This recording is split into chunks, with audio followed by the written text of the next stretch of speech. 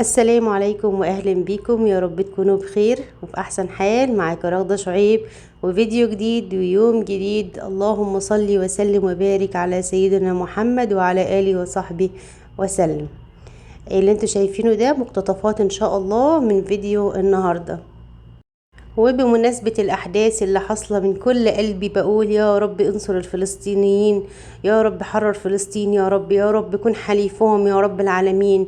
احفظ أطفالهم واحفظ نسائهم وانصرهم، واجعل يا رب النصر حليفهم يا رب العالمين، واحفظهم وسدد رميهم يا رب، سدد رميهم يا رب العالمين. ادعوا لهم يا جماعة على قد ما تقدروا، ربنا يستجيب منا يا رب العالمين.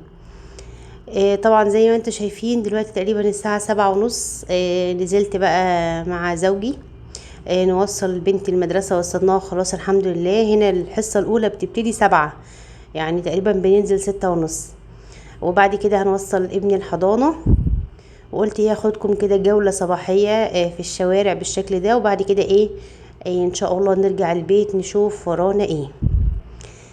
طبعا عذرا عن الانقطاع الكام يوم اللي فاتوا، عشان والله ضغط المدرسة والبيت. الواحد بيحاول على قدر الامكان يوفق بين ان هو يصور فيديو كده كويس، فيه محتوى كويس، فيه معلومات مفيدة ليكم، وبين طبعا ضغط البيت والمدارس والصحيان بدري وانتوا عارفين بقى ضغط المدارس وسحلة المدارس بتكون عاملة ازاي. ربنا يقف مع ولادنا يا رب العالمين ويحفظهم من كل شر. وطبعا النهاردة ان شاء الله الفيديو هينزل 9/10، عيد ميلاد بنتي.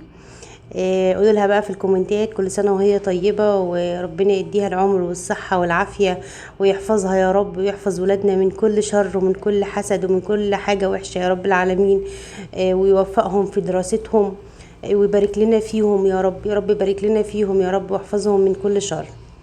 فبما اني ان شاء الله هنزل الفيديو النهارده 9/10، كل سنه وانت طيبه يا قلب ماما. رجعت البيت والمطبخ، وهنعمل ان شاء الله النهارده الغدا بيتزا، ودي حاجه تفرحني جدا. ليه بقى؟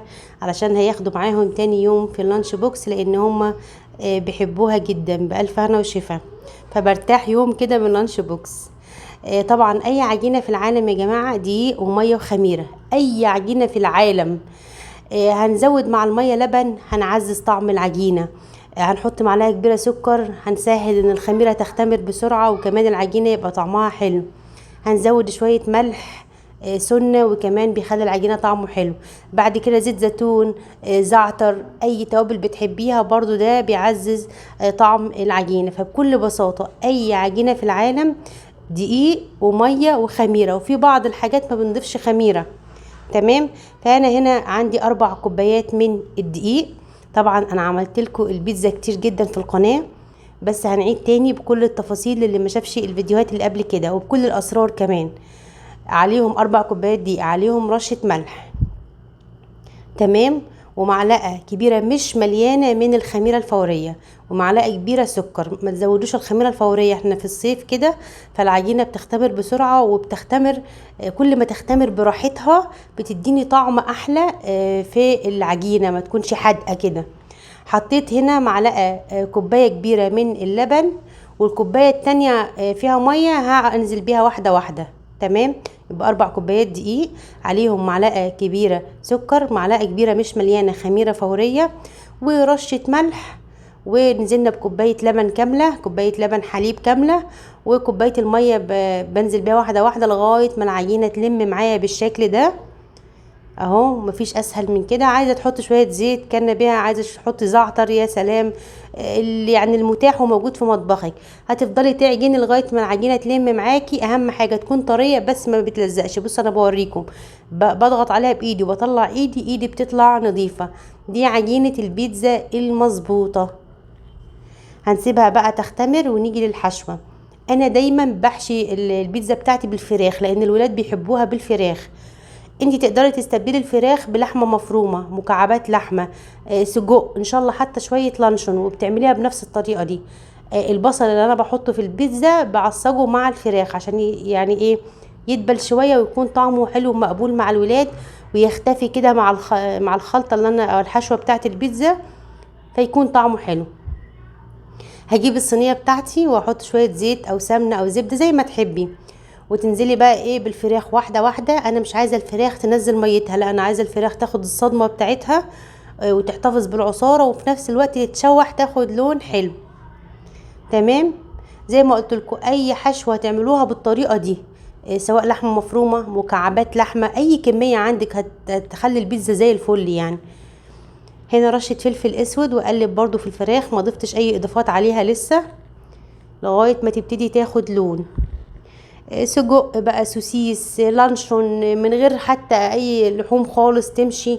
بعد كده بقى هضيف البصل، وانا عندي الولاد بيحبوا البصل المتدبل كده مع الفراخ، فبزوده شويه. هنا شويه توابل فراخ عشان الطعم، وشويه ملح، وافضل اقلب بقى في الفراخ لغايه ما تاخد لون. تبتدي كده ايه تاخد لون، بتكون طعمها حلو جدا في الحشوه. نيجي بقى في باقي الحشوه، انا بضيف طماطم وفلفل، لو في زيتون يبقى زي الفل، لو مشروم زي ما تحبوا.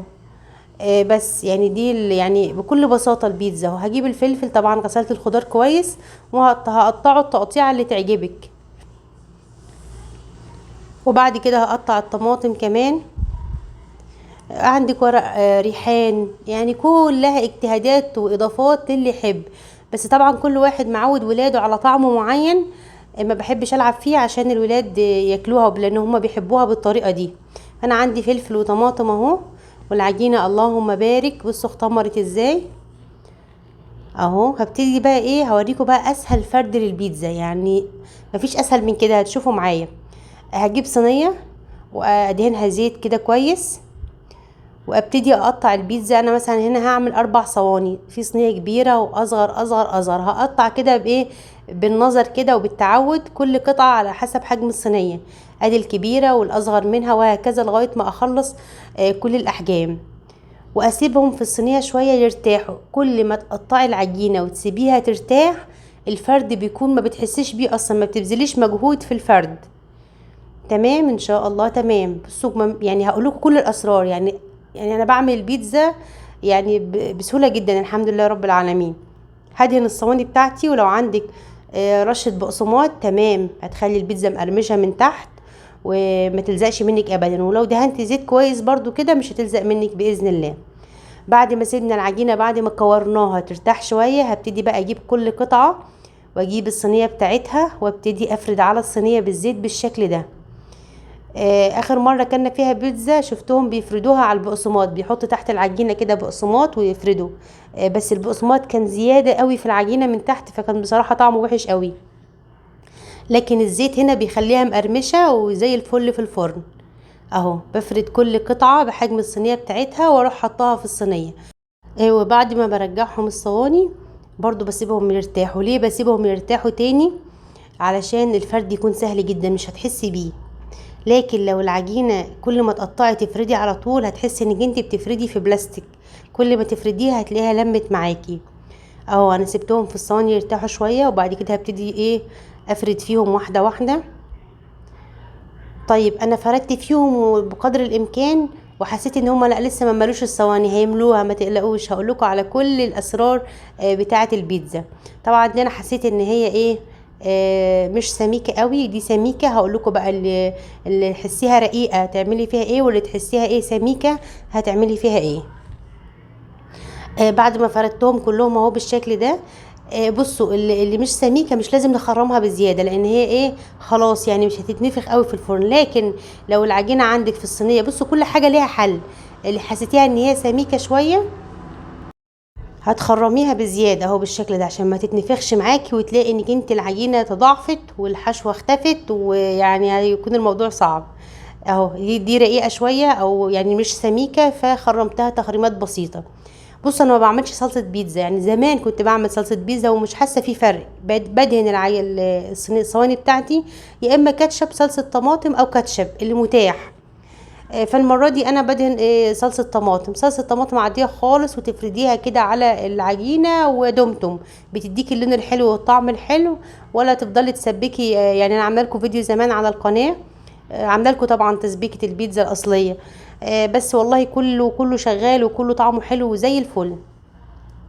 هنحط بقى الفلفل والطماطم، وزي ما قلت لك لو عندك زيتون، لو عندك مشروم، اللي يحبوه ولادك واللي عارفه ان ولادك هياكلوه ده اللي تحطيه، ده القانون بتاع الاكل اللي يحبوه ولادنا. بصوا ما شاء الله الفراخ مع البصل، بصوا البصل دبل اهو، والفراخ خدت لون حلو. هبتدي بقى ايه، اوزعها على كل الصواني. واحنا لما بنشتري البيتزا من بره الصينيه بيبقى فيها قطعتين فراخ بالظبط، لكن ما شاء الله اللهم بارك، الحاجه اللي بتعمليها في البيت بتكون الحاجه مغسوله ونظيفه ومتنقيه على الفرازه، والفراخ بتكون ما شاء الله. تعالوا بقى نقول السر ان يخلي الحشوه تلزق. بعد ما افرد كل الحشوه بتاعتي ما عدا الجبنه، اضغط كده على الحشوه مع العجينه، هتلاقي البيتزايه اتفردت معاكي في الصينيه وملت الصينيه، والحشوه هتلزق وعمرها ما هتقع منك وانت بتقطعي البيتزا ابدا. خلاص هي كده لزقت بغيرها تمام. فده سر ان يخلي الحشوه، الكومنت جالي قبل كده ان الحشوه بتقع. طيب بالنسبه للجبنه الموتزاريلا، وانا في السعوديه يا جماعه، انا في السعوديه عشان ما تروحوش ايه تشوفوا الحاجات دي في مصر، معرفش بقى موجوده ولا لا. انا كنت بجيب الحمد في مصر وكانت زي الفل. اهم حاجه في الجبنه الموتزاريلا تكون من الحليب 100%، تكون طبيعيه، ما تكونش ابدا الصناعيه دي او اللي هي عامله زي البلاستيك او اللي هي شبيه الجبنه، لا. فانا جربت المراعي زي الفل، وجربت بوك دي برضو زي الفل. وفي مصر كنت بجيب الحمد او الاطباء تمام، ما بقول لكم هنا وهنا. الحمد والاطباء اللي الطبيعي مش التانية اللي هي 100% لبن طبيعي اللي لونها بيكون مصفر شويه، دول احلى يعني موتزاريلا. ولو هتستخدمي منهم كميه بسيطه احسن ما تجيبي اللي هي صناعيه دي او مصنعه. بس بعد ما تحطي الجبنه الموتزاريلا ما تضغطيش ما تفرديش خالص، هي في الفرن هتسيح لوحدها. هنحطهم في الشبكه على اعلى درجه حراره، مجرد بس ما الجبنه تسيح واللي من تحت تاخد لون، لازم من تحت تاخد لون عشان تكون مقرمشه وطعمها حلو كده. الموتزاريلا بتاعتي اللي قصدي البيتزا بتاعتي جاهزه، وبألف هنا وشفا، وهتلاقوا الموتزاريلا سايحه وزي الفل. بصوا ده اللون المظبوط لتسويه البيتزا. طيب انا حطيتهم على الشبكه من فوق في نص الفرن وخدت لون من فوق، والموتزاريلا ساحت بس لسه ما خدتش لون من تحت. عادي نزليها في الصاجه من تحت، بدلي مع الصواني، خلي اللي تحت فوق واللي فوق تحت، هتاخد لون كلها من تحت وهتكون زي الفل واحلى بيتزا. والله بشهاده كل اللي داها من ايدي اللي بتعملوها في البيت والله احلى. انا كلت في بيتزا هات، وكلت في دومينوز بيتزا، وكلت في يعني في كل البيتزات، والله ما في احلى من بيتزا البيت. يعني بصراحه كذب اللي كانوا بيقولوا زمان ان بيتزا ماما لا ويتريقوا عليها، بالعكس والله كل حاجه مضمونه ونظيفه. طبعا عايزه اوريكم المكان ده، خدنا الولاد لحمام السباحه وصورت لكم مقتطفات منه. كان مكان جميل والله. بتدخلي كده في فندق، هو تدخلي بالولاد تشتركي لهم ويقعدوا بقى الوقت اللي هم عايزينه. فالولاد اتبسطوا واحنا كنا حرانين جدا الحمد لله يعني. عشان طبعا هما بيلعبوا في المية فمش حاسين، لكن عشان المكان مفتوح فالجو كان حر. كنا بندخل الريسبشن نتهوى شوية كده ونخرج تاني، وطبعا ده بيخلي الواحد يتعب بسرعة. بس ده يومي معاكم، وان شاء الله انتظروني في ايام كتير حلوة باذن الله، ووصفات كتير وتكات اكتر واسرار عن المطبخ وعن كل حاجة. اتمنى تدعموني بلايك وتشجعوني استمر، وطبعا شير وكومنت. وانتظروني في فيديوهات كتير ووصفات اكتر وتكات اكتر، وان شاء الله اكون متواجدة معاكم دايما. والسلام عليكم ورحمة الله وبركاته.